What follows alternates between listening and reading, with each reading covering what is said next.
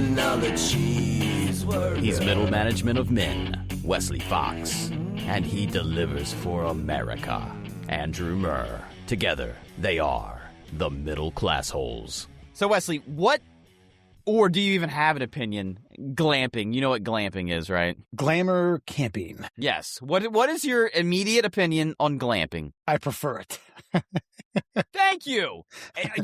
Now, do you fancy yourself a pussy, or do you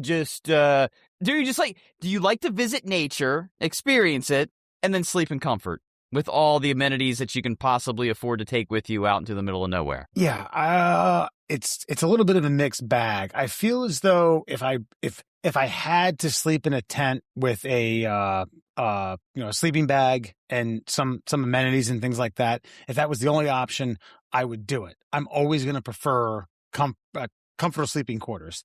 And at this stage of the game, I don't particularly care what anyone else thinks. Sorry. Good. And good. I've seen people.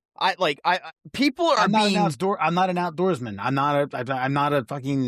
not a lumberjack. I'm not preparing to perform in the great outdoor games.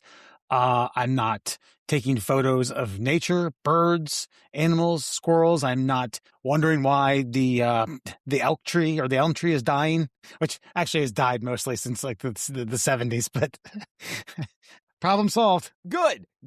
I feel like a lot of people have been shamed into not glamping, and then they go out unprepared. This all comes up because I watched a video of a guy. There was a snake in his whatever makeshift tent that he created out of a tarp. Wanted to go out and experience the great outdoors on his own, blah, blah, blah. And so he's like swiping at this snake inside this tarp with, I don't even know what it was. I think it was just like a tent post, like one of the fiberglass posts that you used to set the thing up. And then, of course, nature being nature, fucking leaps out and hits him right on the scalp. They never found the guy. Last video that they could find on the phone that they found with all the stuff in the woods. So most likely, homeboy got hit in the head with a snake, decided to try to crawl back to civilization to get, anti-venom, which is right there available in nature when you go without the glamping setup. Probably passed out somewhere, then probably got eaten by, wild predators out in the middle of nowhere. I would say a couple hundred things. You said, yeah, sure.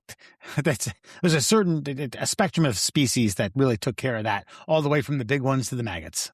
And like you said, there's not certain things I need to prove to myself. I mean, if that's the goal is to go out but I'm not going to take my family. Hey, you guys want to go camping and be fucking straight up miserable for 5 to 7 days? Maybe more. Should we get lost and this GPS thing fucking dies and I don't have any way of charging it while we're out in the middle of nowhere? Let's go.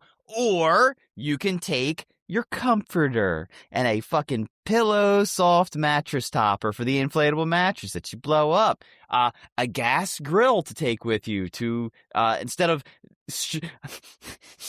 I'm going to get this spark. This spark's going to hit this. And then it's going to light.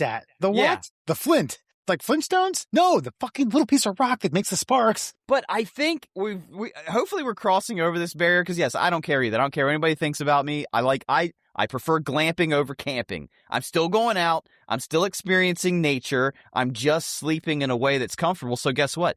I can get a good night's sleep. My back doesn't feel like it's going to fucking fold in half and not release itself from the crease created by the ground that I've slept on all night. And then I can enjoy the great outdoors again the next day, fresh and refreshed. And I think it's like I've read one book that was camping centric. It was called darn it. It was so good. I don't remember the name of it. I think it's about a guy from Iowa who's doing the East Coast, the Appalachian Trail. Yeah.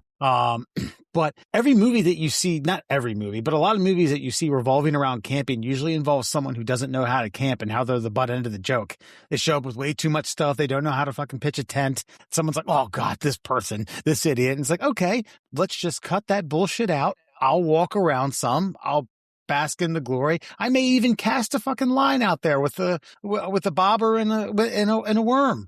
And then I'm going to retreat to my fucking 400 thread count sheets and brush my teeth and go to bed. Well, that's fine. Yeah. But I feel like what's And happened. listen, by the way, and I'm sorry to interject. This is no disrespect to hardcore campers. You guys earn your stripes, and you have the right to fucking critique us. That's fine. No, you don't. That's my point. Is the hardcore campers seem to be the ones that are most critical of the glamper campers because they're like, oh, you ain't doing it right. No, I'm doing it just fine. I'm doing it the way I want to do it. You have mocked me in the past. I don't do it anymore because I felt shame, but I also felt that I found growth in my palate when I stopped eating well-done steaks. Fuck you. You're not eating it. I am. I enjoy it this way. You don't have a say in it.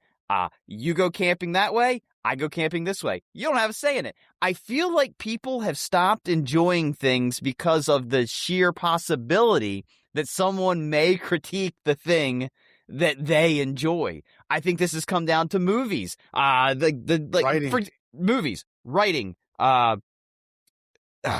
music, television shows, anything that you're allowed to enjoy without anybody else's opinion is ruined by someone even thinking subconsciously that, Wes might think I'm a pussy if I like this movie. I'm not going to watch it. Oh, so-and-so thinks this music's gay. I don't want to feel gay inside while I'm enjoying it. Are you listening to fucking Coldplay? Right? Knew it. And that comes back to Nickelback culture. I feel bad. At one point the joke was funny, and then at one point the joke was stale. Now the joke's just fucking lame. Nickelback sold how I'd love to look. I wish Alan was here to do some research on this. What you got? I think I could. Okay. So I could cosplay Alan for a little bit. What you got? Nickelback, just albums sold, just something like super simple like that. How many albums has Nickelback, the worst rock and roll band in the history of music of all time? How much of these Canadian fuckers pad their bank accounts with? Over 50 million worldwide. Find me anybody with I'm just saying that's not necessarily the mark of a great band or anything, but it is the mark, I think, of a great band if you really break it down, because no one's going to buy your music if they don't like it. I've never done anything that's been consumed by the millions ever. Not even close. So no, like they sold out. Okay, every arena they played at for fucking 15 years. Yeah, you're right, they did. And now that they're older and they're going back out on tour with it's like the Dad Rock tour or some shit like that. I don't know. I'm paraphrasing, but they're still selling things out. People made fun of Limp Bizkit back in the day. And I'm like, Smash Mouth. I mean, that Rockstar song fucking fed every child in their family. Probably it was on virtually every soundtrack of every teenage movie from 1998 to 2004. Yeah. Well, and once it hit Shrek, oh my God, it was over. Yeah. Anyway, it's just like, I know, and I've been guilty of this, turning the music down at the stoplight. Mm-hmm. Yeah, I don't want anybody to hear me. One of my favorite scenes from fucking Office Space is when Michael Bolton's listening to that rap music. He's like, turn it down. Michael Bolton, another great example. Yeah. Like, come on. The guy had some pipes. All right. Michael Bolton, by the way, knew how to make fun of himself. He did that boat song or something. I don't know, with Judd Apatow. I don't remember what it was. Oh, yeah. It was some parody song he did of himself doing him singing a shitty song, and in the most Michael Bolton way possible. Jack Sparrow. Yes. What a tune. Never heard it. I understand what you're saying too, because I recently was I won't necessarily call it published, but I was put on that song that changed my life, which you read and you gave me a compliment on, and I talked to Dewey about it, and there was one thing where yes, I had written something as a draft. He sent back some notes. He said, this is cliche, don't want to get too in the weeds on it, but these are some literary nerds that do read this. So just keep that in mind. I think your writing's fine, but when you say things like that, and when I kind of caught myself thinking well, wait a minute, literary nerds are going to read this. I need to step my game up. Well, I don't have that kind of game. This is all I got. Playing with every club in the bag. I don't know what else to do. I got nothing but jokes in my hand. But you know what?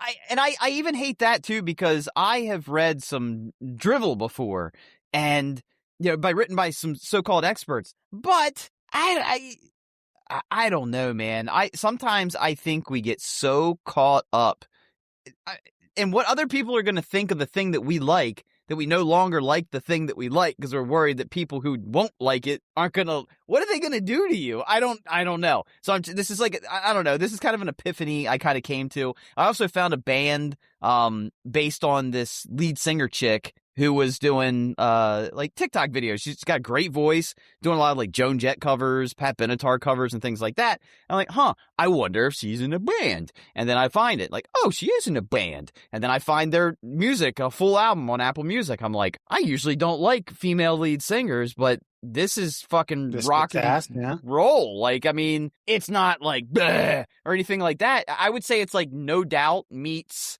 like punk rock, like hardcore punk rock, like No Doubt without the ska behind it. Like, and I'm like, I fucking dig it. And I've been afraid to share it with anybody because I'm like, they're going to think I'm a big old fucking pussy. And then I'm like, them, why are you doing this? So on the flip side of that, I caught wind of a duo. They haven't put a duo rap group, both white guys who will occasionally dress up in like knitted vests and in ties and things like that. Okay. Only when they're in character though. They will wear polos and some other stuff like that.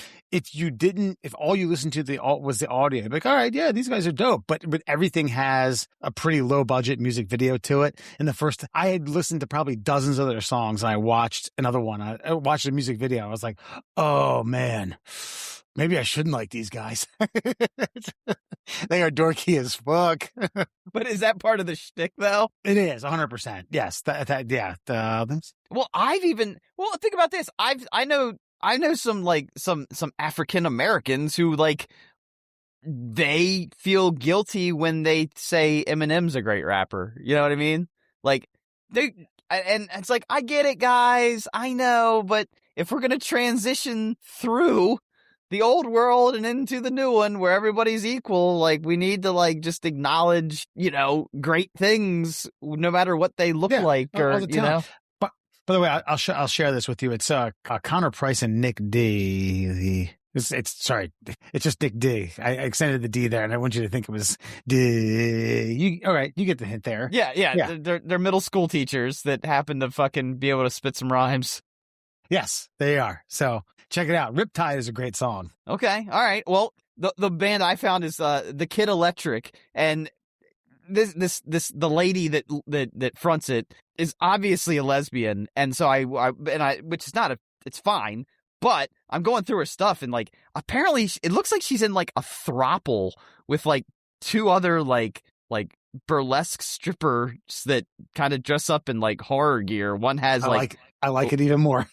No, and this is the other thing. Then I was like, ew, 3 women living together, licking each other out every night. And then I'm like, wait a second. If I think this is a good rock band, and this was David Lee Roth in 1984, I'd be like, David Lee Roth rocks, yo.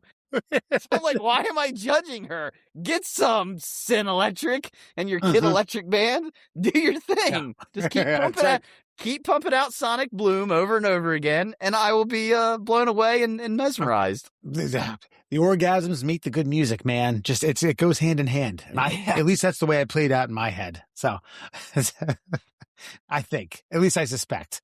Oh, middle classers, everyone. Murr and Fox man tonight. First of all, we're just a shade under 14 minutes in, and you didn't even realize that I have a dissection of the. I was getting there. I was getting ready to point out the coolest shirt I've seen you fucking wear in at least 4 years. That's definitely above the coolest shirt that I've worn in 4 years here on the podcast. My opinion. Why are you judging my opinion? Am I allowed to say that? I've had so many badass shirts. I know. I was going to say the White Men Can't Jump shirt was that's a top 5.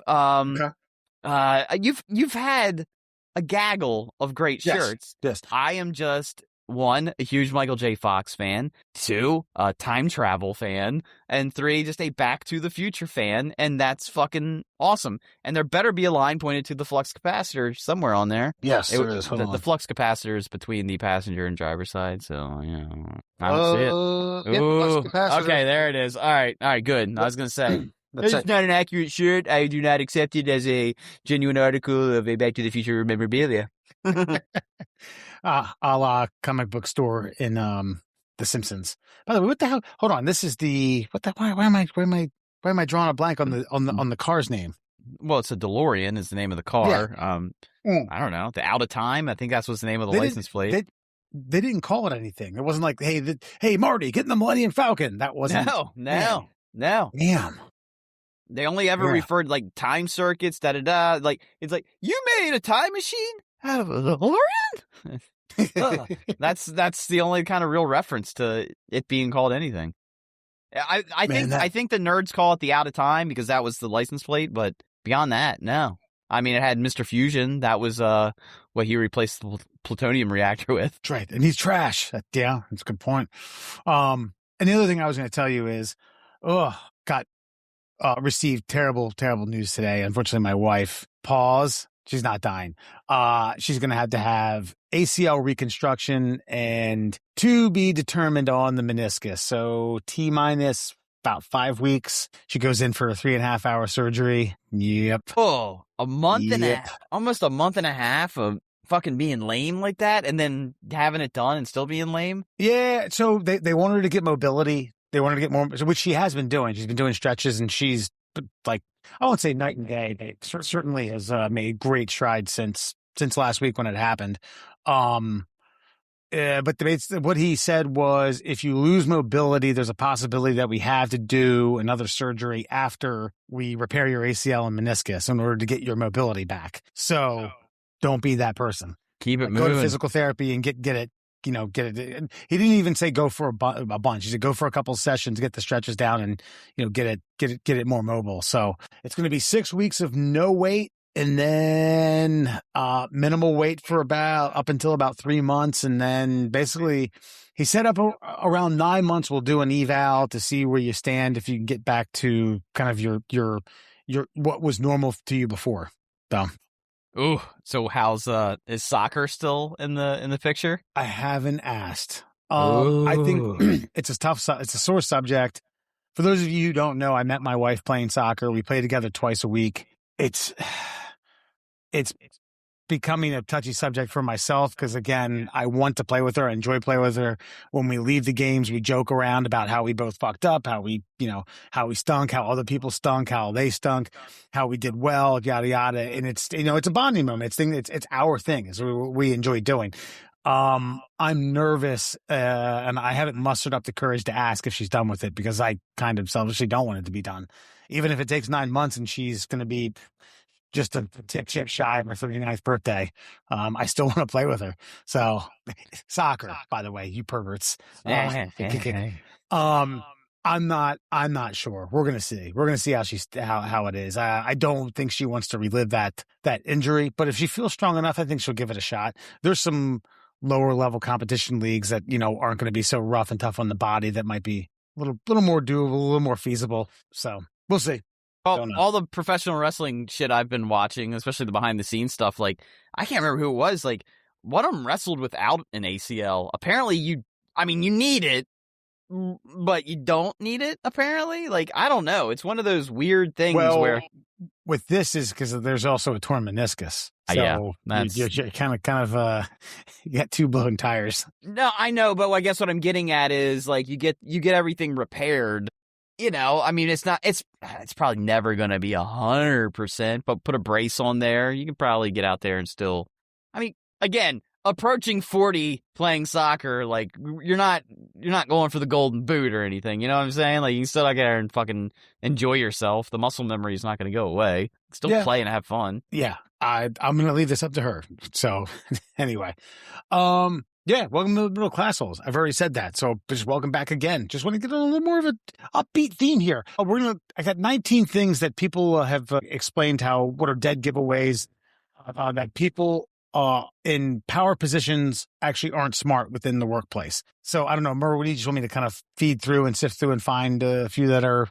Yeah, just go ahead. But I've often found that in a lot of places, especially like some of the TikTok videos I've seen, that people who aren't good in their lower level positions tend to get promoted so that they don't do bad work that counts. They just tell other people to do good work when they could never do it themselves. Yeah, that's 19 obvious signs that your genius coworker is actually totally lost at their job. All right.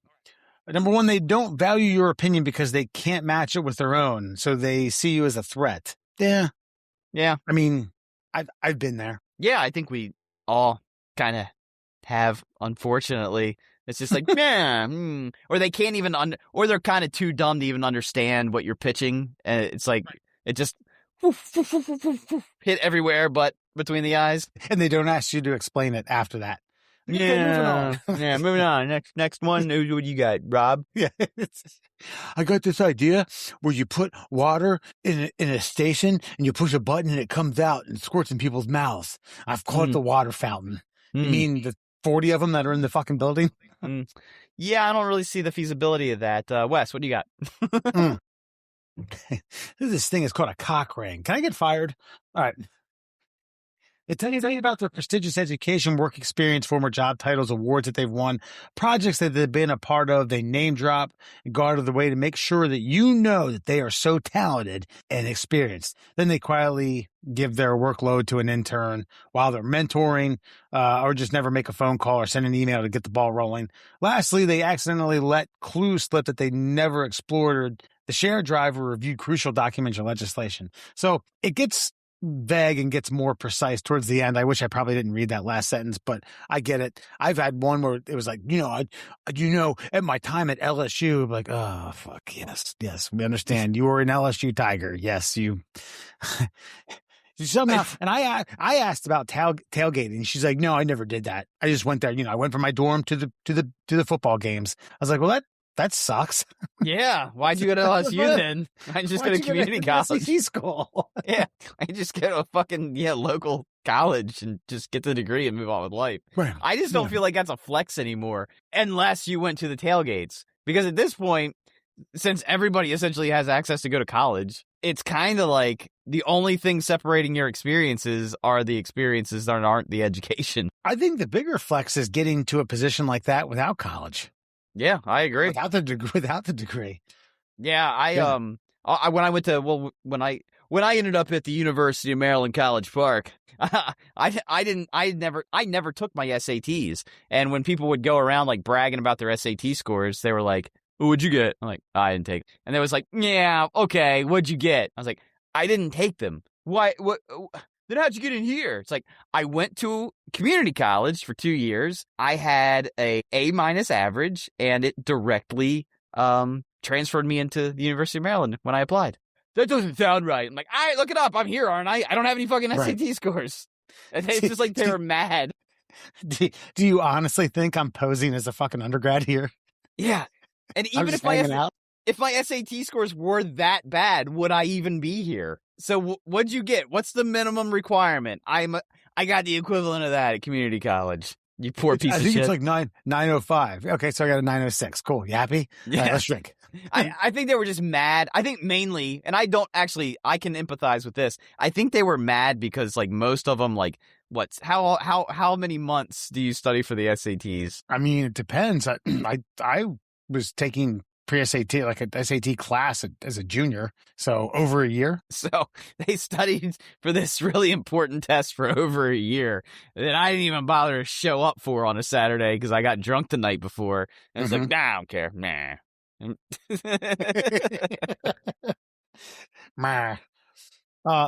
They're a master delegator. I had a boss who would ask me to do lots of very simple things for him because he was too busy. Turns out he just didn't know how to do these simple things, a la Michael Scott. Yes.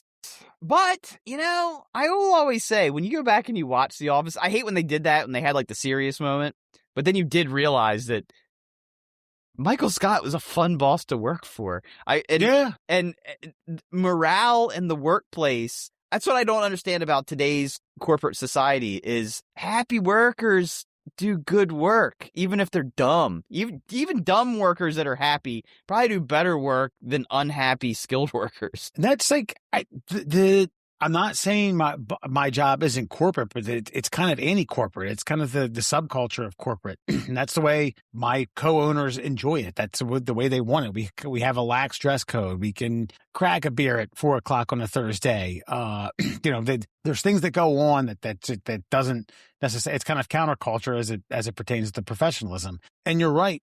People are more productive. Yeah. People are ready to come in. Yeah. I understand that too, because I've been on the flip side of that where it's been like, all right, we work a very tight shift from 8 to 4. It's a half-hour lunch, and you need to be here. You need to park, and you just show up, and your pants need to be pressed. I'm like, oh, pressed pants. Yes, okay, that's what I'm talking about. You're gonna get productivity out of me, buddy. Well, even the computer programs I know are out there. It's like, I saw that you didn't touch your mouse for 14 and a half minutes on Tuesday, and obviously that's not acceptable. It's like, are you tracking time or performance? Like, performance should, I'll tell you what, if you got a worker that can do 8 hours of work in 2 hours and it's better than the 8-hour workers that are fucking touching their mouse every, 12 and a half minutes, I don't know. Maybe you need to rethink your hiring strategies and your clock crunching capacity. It's fucking, I don't know, man. I just feel like everything's topsy-turvy, upside down and backwards. And sometimes when I hate all the blue collar shit that I have to do, I'm kind of grateful that I don't have to psychologically answer to all that horse shit. Yeah, I need like a flat salary for basically task related stuff. Here's your task list. Okay, cool. I got it done in 3 hours. All right, cool. Enjoy the rest of your day, man. That's why I hired you.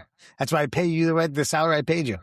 But don't even ask how long did it take you, and don't even offer up how long it took you. I saw a great video the other day. This chick was she's a remote worker, and it says like her manager's like, your IP's showing that you're in Cancun. It's like, yeah. Why are you in Cancun? Down here I'm working. It's like, yeah, but that doesn't really seem like the appropriate place to work from. It's like, I'm a remote worker. Why does the location matter if I'm doing my work? It's like, well, what if I lived here? Would it still be inappropriate? And she's like, well, we just don't think doing work from a tropical location is appropriate. I'm just like, we want you miserable here at the winter time, motherfucker. That's not shit too. I took a work call at Foley Beach, South Carolina, when I was doing like basically a half day. I worked 8 to 12 and then walked down to the beach. And someone kind of alluded to the same thing. Like, oh, you're doing a kickoff call with a, let me guess, you have a polo shirt and you have your swim trunks on underneath that. And I was like, yep. As soon as this is done, I'm going out to meet my wife on the fucking beach and start drinking. I align this, and I hate that, dude. I hate that fucking pretentious ass bullshit. You could be in Juneau, Alaska. Is that where you want me? Do you want me miserable because you're in fucking Rochester, New York? You're in, Oshkosh, Wisconsin, freezing your ass off? I don't know. Just being in Cancun just seems weird. Well, it's weird because I'm getting drunk right now. All right. Boom. Work over. You want me to staple my nipples? I'll staple my nipples. I'll be uncomfortable for the duration of this call. Is that what you want? There you go. There you go. I'll make it cold in here. I'll crank the spucker down to 59. Yeah.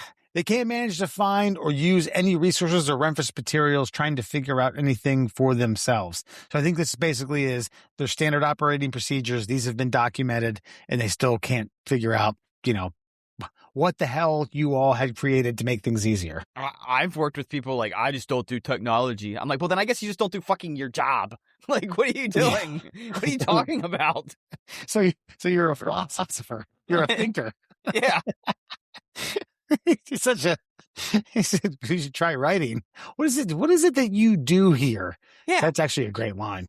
Yeah.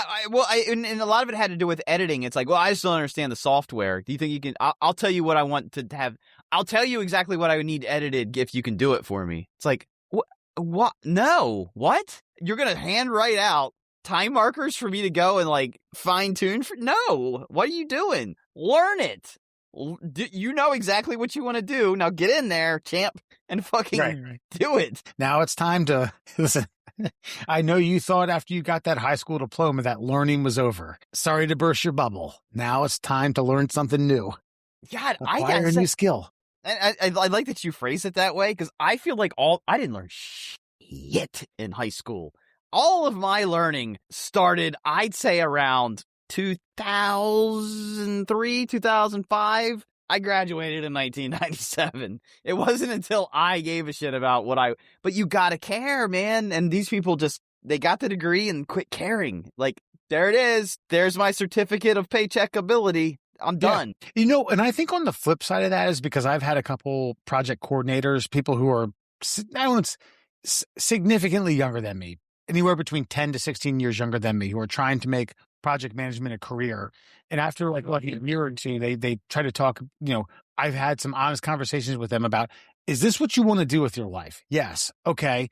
Then what's the problem? Well, my problem is this. And I was like, I think the problem is you haven't understood or took the time to understand the skills that you've acquired in the last year. What do you mean? What do you mean? You run meetings. You understand risk registers. You evaluate risk. You mitigate risk. You understand how to manage people, resources, time, money, profits and loss, this. And the whole time I rattle off 20 things and these people are like, oh my God, you're right. And I was like, yeah, you value yourself. Okay. Yeah. And then I watched them do metaphorical heel clicks down the hallway. Yeah, exactly. And look, going right back to like, you're worried about what other people are worried that you know or don't know, when instead of just worrying for yourself and being confident in what it is that you've acquired and know, you're so concerned about how other people are going to perceive the way in which you're doing something that you're just not doing it. It's just... Yeah. And don't worry, we're all kind of bullshitting our way through this. Yes! Honestly, that's one of the kind of mini secrets I'm trying to teach an 11-year-old child right now is like, we're all fumbling our way through. It's how you end up with the football that counts. Don't worry about the bobbles. Just fucking fake it till you make it. Everyone's doing it. Some are better at hiding it. Hide it better. Just know. Don't sweat it, man. You'll make it. Yeah. You're good. There's a previous coworker from a previous position. Whew, man, that is on fire right now. It was one of those like, it's not going to wind up on this list, but someone had asked him to do his job. Okay. And I don't exactly remember what his job was, but it lingered on for about 8 to 10 days. And then the person who asked, like, hey, I'm just kind of circling back on this. What was the deal? I said, oh yeah, I don't know how to do that. And he said, so hold on. It took me 8 business days to circle back and ask you about it, and rather tell someone or me that you don't know how to do it, that way I could find someone to do it, I had to ask you 8 days later for you to say, I don't know, I just gave up on it, I don't know how to do this. That's a moron, ladies and gentlemen. I'm sorry. That's a bozo. But what I do respect is his ability to fall asleep at night. I do. He sleeps peacefully. He counts sheep. Sweet. I get so angry when I hear these kinds of things, though, because I earn every dollar I make. And when I know there's people earning more than I do, to not know what they do, it's like... I don't know how to do that. So I just didn't, I didn't provide you the professional courtesy to let you know that I didn't know how to do it. I just figured 8 business days, you'd get worried and then ask me so I could tell you I don't know how to do it. God, I can remember being in classes where I had no idea what was going on. And again, this is me faking it till I make it and fumbling my way through things. I would ask like up to like 5 people, a small section, like, hey, listen, I'm confused about, and I would say this one specific thing. And like, okay, got it. And then I'd go to another person. So I didn't look like a complete dummy in front of all of them. I looked like a mini dummy to like 5 people. And then you figure it out and you move on. Get creative. It's almost like the Ron Burgundy syndrome. You know what I mean? Ron Burgundy was a great anchor. You know what I mean? He performed well on camera. Sure. The thing of it is, he just read from a teleprompter. And once Veronica Corningstone caught wind of this, go fuck yourself, San Diego. Not even realizing he said the words that he said. That's the most beautiful Ron, I gotta fire you. Boop, boop, boop. You're fired too. Not to change subjects, but is Will Ferrell's magic gone? Just a quick aside that I'm trying to bring up. Like, I don't know. Like, it is. I wouldn't say it's the magic's gone. Yeah, I think the magic's gone. I mean, could you write something for it? I just don't know if he has the spark to produce another Elf. I think it'd have to be like something a little more shorter, but like a mini series or something like that. But I could be wrong. Maybe he's rich and doesn't want to fucking work anymore. Well, I just feel like I don't know. I love Will Ferrell. This is not a knock on Will Ferrell. I also wonder if Will Ferrell. I don't know if overexposure is the thing or if it's just kind of like it was 20 years of stuff. I know, but is it just that we know what we're gonna get with Will Ferrell, and it's like either you can't get enough of that, or I just think maybe people got enough of it. I do feel like if he's like a character, I don't know how many more features he can do. Does that make sense? Sure, but I mean, like something Zoolander-esque. Yes, co-starry, like where he is a, yes. So how about this then? How about something like Old School? He's not the lead, but he's got a lot of lines. That's what I'm talking about. Like a Frank the Tank works, and you got to remember though that he got those roles before he didn't really like. I mean, the Ricky Bobby, I don't know, man. Step Brothers is fucking great. Ricky Bobby, Step Brothers, Elf. But Elf was his first thing, and we hadn't been exposed to it yet. And there is something hilarious about a grown man being such an imbecile like child, and right. And it's a Christmas movie, and it's all ingrained in our hearts and souls, and we can't get past that one. But I mean, like when he's coming out and doing like, I don't know, I didn't even watch the Home Run Derby, but I did kind of see people like. Was Will Ferrell really the guy for the Home Run Derby here? Like, it was the pregame. I know. I don't know. I feel bad because I love me some Will Ferrell. By the way, his first appearance on SNL. I guess I was probably in late high school, maybe just out of high school. It was right when Ellen DeGeneres had finally like come out, and he's doing a weekend update. He's like one of these late night TV show analysts or whatever, and it's like, and Ellen DeGeneres, she is such a fine performer. It's like, oh, did you see she came out? Came out of what? Is gay. He's like, I think I'm going to be sick, and the whole bit is him just like vomiting. And it's coming out of his sleeve. Yes, that whole thing. Yes. Oh my God, if you can find, and eventually he eats it because he like embarrassed that he's puking as a news host. Yeah, it's fucking great. But I don't know, like I just don't even think if they came out with another Anchorman, I feel like it would just crater. That's also they would have to do something dark. I mean, you can't have Paul Rudd, Steve Carell, You'd have to do something a little more twisted. Be like, send him to I don't know, Springfield, Illinois. Yeah. Or force him into like obscurity where he's got to do like remotes from, AM morning. Oh God. But he's got to create the story. But then he starts, we're going to do a movie we'll never make. But then he's... But then he's got to fabricate he's like, I need to cover the best story. No, then make him a war correspondent. That's good. He's terrible at it, but he ends up in like the most, but he's so dumb, he ends up in like the most, like in a terrorist, like fucking, like hornet's nest. And refuses to change his suit. I'm a professional. He's got fucking dirt all over it. Oh, you're going to cut my head off with that sword. I don't think so, Buster. Why don't you tell us? And then he just keeps reporting, and he looks like the bravest man in the world, and this like rise to glory comes back. Fucking hey, there it is, Anchorman 3. Hey, Will Ferrell's back, baby. So hold on, I want to read this slowly because it's about 4 or 5 sentences, but it has to do with ChatGPT. My coworker used ChatGPT to write our reports. I caught it early on, but no one believed me until ChatGPT invented what was said at the meeting. They still denied AI for all their tasks, but editing and fact-checking the documents became a hassle. Never got caught, resigned soon thereafter, but made it almost... all right. You know what? We're scrapping that one. Damn it. Hold on.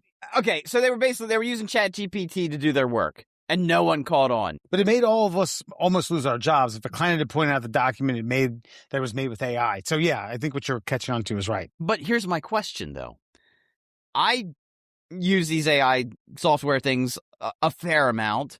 There is an art to getting it to give you what you want, right?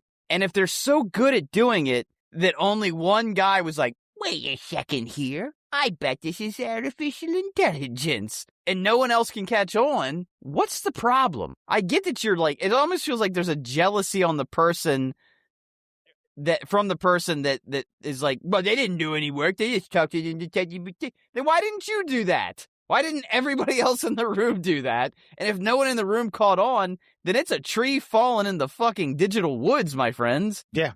I mean, I don't use ChatGPT, but I use an AI tool to create most of my documents and whatnot for my job.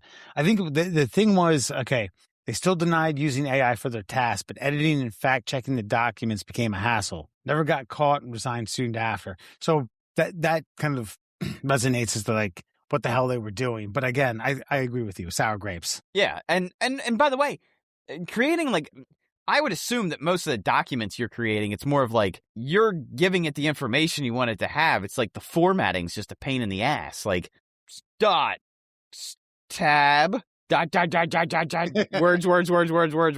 Hey, ChatGPT, I'm going to give you all the information I need you to format into a document. Can you do that? Sure thing, boss. Like, that's just great use of technology. And either use it or get the fuck out of the way because it ain't going anywhere. Yeah. I'm going to round this out right now. Hold on. And finally, do your job. Quit trying to change everything until you know what the hell you're doing. And for the love of all that is holy, do not tell us how amazing you are until you've earned it. That was it. I don't know if that was coming from the boss, from the employee. Who's sitting around? Before we start this meeting, I just want to let everybody know that I am pretty fucking awesome. And as we continue, I want you to bask in the glory that is me. And, as I was saying. Colin Farrell, horrible bosses, yeah. Constantly making the rest of their office and do something incorrectly, blah, blah, blah, blah. All right, well, there you have it, folks. There's a list, semi-list. I don't know. I kind of mudged my way through that. That's all right. That's all good. Middle class my way through that one. I kind of middle managed my way through that one. Good job. 5 stars. I get a raise? No. All right. Thank you. Yeah, no, you don't get a raise, but you will get a promotion. All right, ladies and gentlemen, let's get to it. 5 fun facts for you on a Friday, brought to you, of course, by our very many sponsors. We've got the Flat Earth Science Advocates for Truth. Find them on Facebook. And, of course, we've got the Shin Splints Recovery Group. Any pain below the knee and above the ankle, they're the group for you. And, of course, our good friend, the Cuckster. You can find them on both TikTok and Instagram. That's Cuckster for life. Cuckster for life on TikTok and Instagram. And a quick before we get to all the before you knows, did you know that the Oscar Mayer Wienermobile turned 90 years old this year? It was rolled out in 1936. So the Wienermobile is 90 years old. And because of that, all of your fun facts tonight have to do with food in some capacity. Can I ask about the Oscar Mayer Wienermobile? Sure. This is okay. The one that's 90 years old isn't the same. I mean, they've upgraded. They've fine-tuned. They've Gen 1. Okay.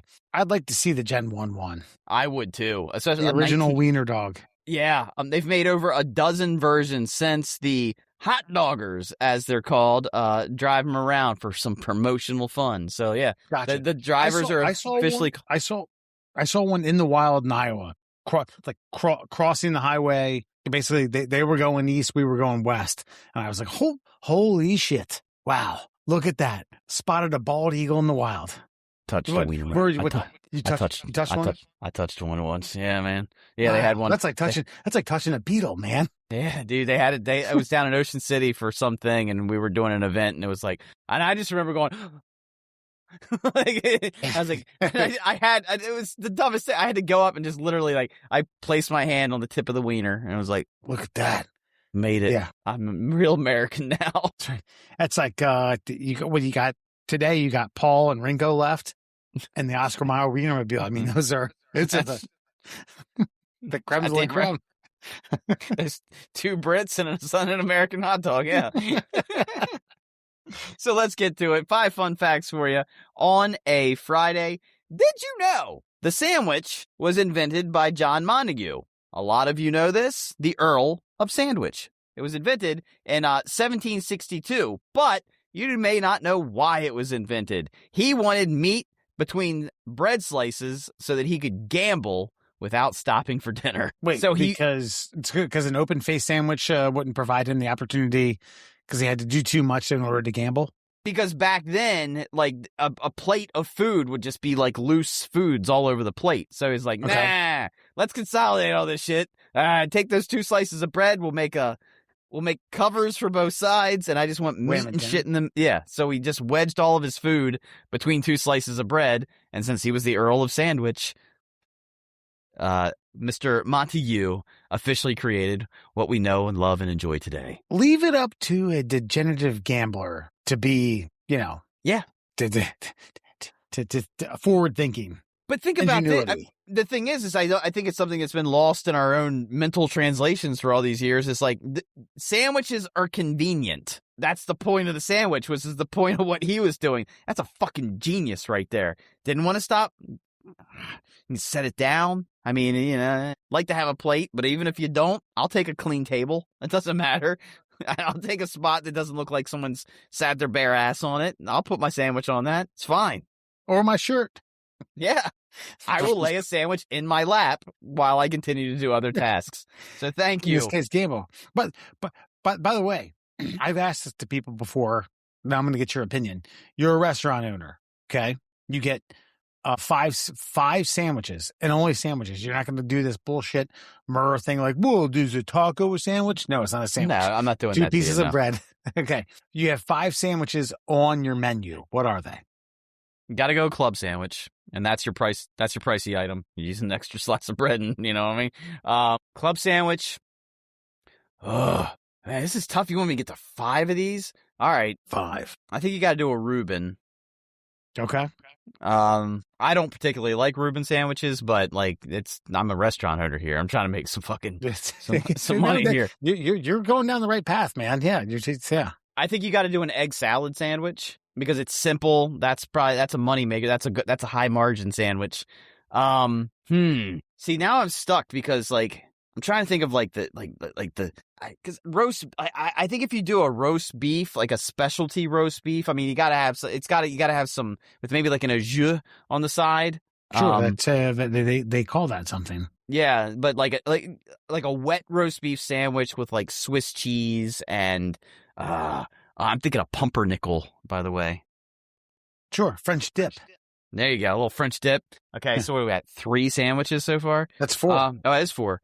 Oh, what's my coup de grace? Like, what is my ultimate sandwich here? I want it to be something, because none of these sandwiches are necessarily my cup of tea. I just feel like they're other people's. By the way, a burger can be a sandwich. Oh, then there we are. Then we're gonna do we're gonna do a solid. But see, what I know about restaurants is it's got to be something simplistic. Like you put a burger on a menu and then you start giving all these extra side options. Like I almost feel like that's almost a cheat code of like you say burger, but I would do a burger on toasted sourdough only because it makes it a little bit different. Do a square patty and I don't know, like it's a lot of onions and cheddar. Yeah, that's my new rap name, Onions and Cheddar. That's our duo. That's it. If you don't like us, we don't care. I feel like you've thought about this. Why? Rock your 5. I would crab cake sandwich. Okay, it's on there. Yeah, okay. Crab cake, Sammy. I will go with your French dip, and I will go with your Reuben. Believe it or not, I actually enjoy post-Thanksgiving in between buns. Yeah, Bobby sandwich. Yeah, absolutely, 100%. Turkey, cranberry. I'm mad. I didn't think of that one. Yeah, that's fucking great because you can also like have alternate items on your menu that just involve all those ingredients. So yeah, absolutely. Yeah, and after that, I mean, I think I would just go. I would just go like a bacon cheeseburger. See, I was gonna do like a hot ham and cheese. Because I do enjoy those. 5 really restricts you. Yeah. If you do 10 in the perfect world. Honestly, I make my grilled cheeses with bacon. Like, so I'll do like 2 slices of cheddar, like, grilled up like a grilled cheese, and then I'll put fucking crispy ass bacon in the middle. That's a beautiful sandwich. I think if you did that, if you did a hot BLT, that's something I haven't seen. Listen, BLT is the most underrated sandwich in all Absolutely. It's so simple, it's light, and it's goddamn delicious. And it made me realize that my absolute loathing of mayo was a little unwarranted when I finally got one with just like one little barely spread of mayo. I was like, dude, you've been denying the world. You've been, God, just your own arrogance has consumed you. Take a bite and looking at the guy who served it to you like, where'd you get this? Huh? Would you get this, bastard? By the way, I've always wanted to try this. Anthony Bourdain's perfect sandwich. It's mortadella, Italian cold cut. Have you ever seen the how you prepare that? No. It's basically it's mortadella and cheese, and he wraps it up, and then he puts it on a bun, then does it 3 times in a row, and puts it on a toasted bun.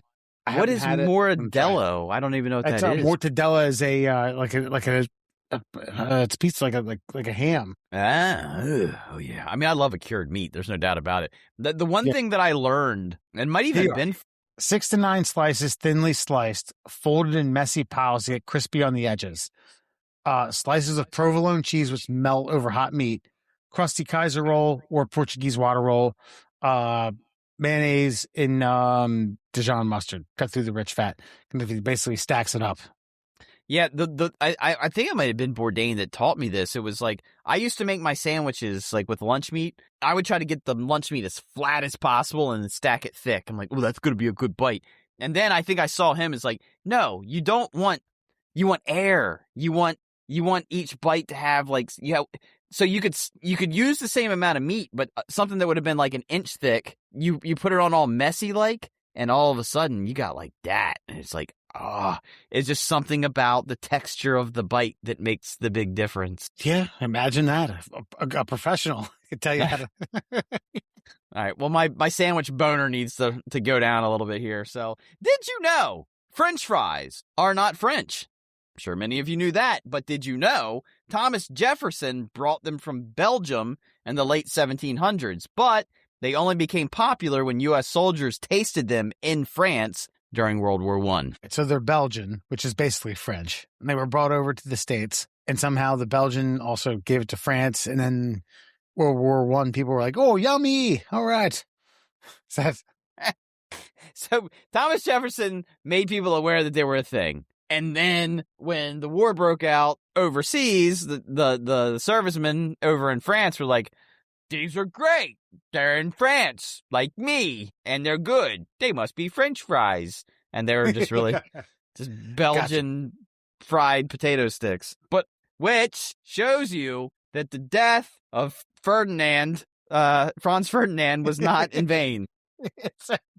I kill you, and then he joins me, and then he joins you, and then they join us, and then he joins us. And before you know it, we have a big vinegar pissing contest. Yes. And French fries are in the middle, and they all get saturated, and we all enjoy them.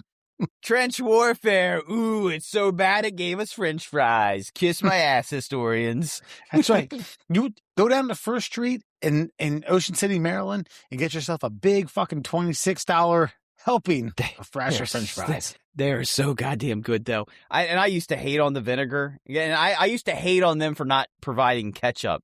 Like, I hate that pretentiousness of it. And then one day I was like, fine, I'll put some of your vinegar on here. I was like, okay, you guys have a point. Sorry, I doubted you. But I do not like the bottom of the barrel. I do not like the bottom. By that point, it gets a little. I mean, if you're not fucking starched out, then you have a problem. That's fine. I mean, I'll say this though. Have you ever been to the Nottingham Inn? Anyone in the area of Maryland, Pennsylvania, the northern border of Maryland and the southern border of PA? Have you ever been to the Nottingham Inn? It's right by the Hers potato chips factory. It's actually owned by the family that owns Hers. They have the best motherfucking basket of fries that you will ever eat. I swear to God, there's just some guy in the back with russet potatoes going right into the fryer. His left arm is fucking jacked. His right arm is. They're not even blanching them. They're going from fucking potato to fryer. And these are Hers potato chip factory potatoes. These are not like just the regular potatoes you dug out of the ground. These are probably genetically engineered for fucking flavor, and they're goddamn delicious. The guy that's dipping it in has potato lung. He just coughs. He coughs puffs of salt. That's right. Did you know nachos were invented in 1943 when Hotel Maitre d' Nacho and Yana improvised a snack of tortilla chips, melted cheese, and jalapenos for a group of American women who showed up after the kitchen had closed. Jalapeno and Nino, right? Mm-hmm. Sounds like they teamed up with Captain Internal. And What's funny is the guys, and this is what's great about this. I didn't know this. Like the guy's name's like Iglesias or something, but like his nickname was Nacho. Like he went by Nacho, and now we have nachos. Nacho, like, that's fucking awesome. And that just sounds like something I would do drunkenly on like a Saturday night when I'm like, what do we got here? We had cheese chips, and some jalapenos, and look at that. I don't care what cheese it is, and just do it. Murr, you caused a revolution in the Fox household with the pork and beans. Yeah. And I feel as though, yeah, you're right. If you are the stakeholder with nachos, whether or not you died, or you didn't know it, your family ought to know it. You ought to have like an ancestor to be like, listen, man, I come from a good bloodline. Yeah. My grandfather invented the nacho, buddy.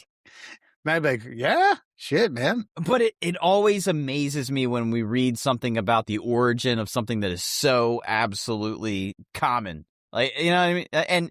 And it makes me wonder if like even tortilla chips were like such a thing until this guy. Well, nachos are so prevalent, like we have to offer them for free now. Yeah, with dip, with salsa. Sure, but I mean, but you will pay for the nachos supreme, which is your cheese and your jalapenos with extras on top. Yeah, and this guy's name was Nacho. That's lovely too, man. Just a hotel made her There's day. a porn star named Nacho who has a hog. Like a 10-incher. I still am fascinated by the fact that you still watch professional porn. I'm a cocksman. What do you mean to say? No, I'm not even hating on that part of it. I mean, I'll appreciate a good hog when I see it, but when like you and Alan like will call out like names, I'm like, if I maybe I've seen this human. If they like. I watch the AVN every year. Really? Yeah, every year from beginning to end. No, I don't. Come on, dude. From tops to bottoms. I'm glad I convinced you that I do that. I don't. It just seems like something odd you would do. That's all. Carve out a Sunday in August. Actually, dude, shit's coming up. Gotta. Well, this one's my favorite because it was done out of spite. But did you know potato chips were born in 1853 when Chef George Crumb sliced super ultra thin potatoes for a picky customer who sent back the fries too many times. So just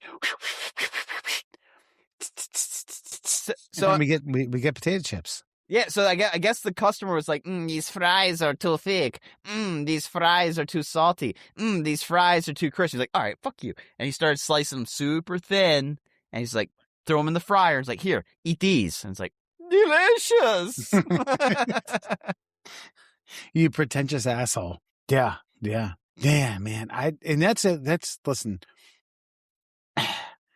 Like 5 years from now, if something comes out that says, hey, listen, French fries are seriously detrimental to your health. We knew that they were kind of bad for you, but now they're bad. Man, I'm going to have a tough time giving those up. I don't eat a lot of French fries. No, potato chips. Sorry. Oh, potato chips. What is your favorite chip? Salt and vinegar. Really? But I do like a good sour cream and cheddar, ruffled. Oh, don't get me started on that. Yes, I would say. Or the North Carolina barbecue. Okay, see, I feel like the barbecue chips are always too sweet for me, so I don't like those. I will fuck with, like, your standard red and white Utz potato chip, like the original. That's probably my A1, but my 1B is the sour cream and fucking cheddar. Those things are. Whoever finally said, do we really need onion? How about some cheese? Was a fucking goddamn genius. And for some reason or another, that bag always seems to have the perfect cut chip. Yeah. You might get down to the bottom and you have a few, but I don't know if they just take the time. Like, listen, the sour cream and cheddar fucking bag is going to get the tongue-sized fucking banger. I wonder if there's like one guy on the account that's just like, hey, keep those knives sharp. You understand? That goes to the sour cream and onion line. Those are for us. Keep them. Nobody gives a shit. They're going to eat the salt and vinegar no matter what. Sour cream and onion, we got to keep them consistent. Sour cream and cheddar is top of the list. 3 by 1, 3 by 1.5. Curved. They're all like silver dollar shaped, and they're always crisp, and they're always have like everybody knows that chips are going to leave a little bit of grease, but for some reason, it's just perfect. It's just perfect.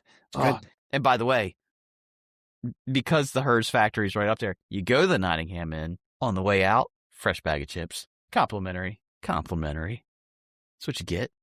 Yeah, that makes me want to go up there. That's right. I'll come with you. Actually, their turkey dinner is amazing. It is a straight up. You feel like grandma made you the best, moistest fucking Thanksgiving turkey. Fresh made fucking stuffing. Fresh cranberry sauce. It's the cranberry sauce is made so fresh, it never tastes the same twice. Sometimes I'll get one, I'm like, ooh, that's tart. My butthole puckers up. And then sometimes I'm like, ooh, just right. Yeah. Mashed potatoes, gravy. Because for a long time as a teenager, I preferred the canned cranberry. But I will say the variants in homemade cranberry, because you're going to get, eventually it's going to be better. Now I prefer that. Well, I prefer to mush it down. Yeah, I don't know what they're doing, but they're literally grinding their own fucking cranberries in the back. There's seeds in it, in the cranberry sauce. And it comes in like one of those little like large black to-go cups on the side. And I just dump it over top of all my shit, man. Each bite gets a dip of cranberry. Anyway, I shouldn't have done this one. Now I'm hungry as shit. All right, and finally, did you know Jell-O came from a carpenter messing with gelatin for a cough syrup in 1897, which he sold off cheap before it boomed. Pearl Waite sold the Jell-O trademark and recipe in 1899 for $450 to orator Frank Woodward's Guinness Food Processing Company. Woodward turned it into a multi-million-dollar empire by 1906. Think about this, though. 1906, multi-million-dollar company by 1906. He sold it in 1899. And think about what multi-million dollars means 120 years ago. And by the way, I can't even get an inflation calculator that goes before 1913. So, do you mean to do the 1913? Yeah, do the 1913. Let's just do $5 million. I thought you said he sold it for $495. No, he sold it for $450. Okay. Yeah. So that's what I was talking about. $450. Okay, yeah. How much did he make? Okay, so $450, and we'll just say 1913. Damn it.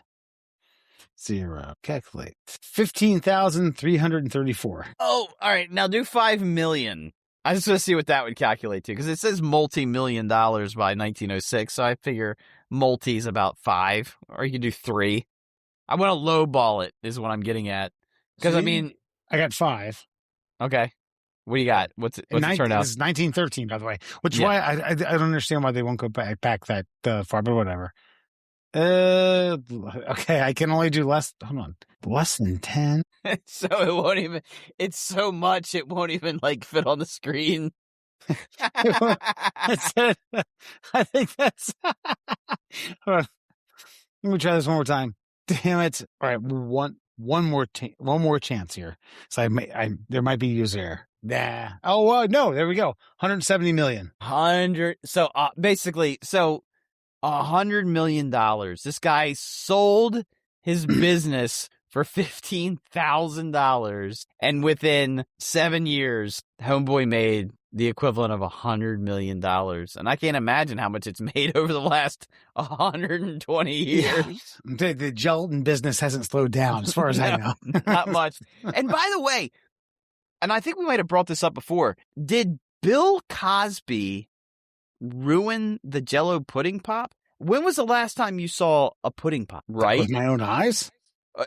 With your own mouth. Pudding pops were goddamn delicious, because kids, if you didn't know what a pudding pop was or is, a pudding pop was chocolate Jell-O frozen on a stick, and it got this really thin, watery crust on it, which was terrible. But as soon as you bit through it, I would assume it would be like the psychedelic experience the astronaut has in Space Odyssey 2001. Just, there's a orgasm in the mouth. and they have not been sold, I don't believe, since Bill Cosby, was exposed for his Cosbyisms. You've got me double timing it. Are pudding pops still made? No.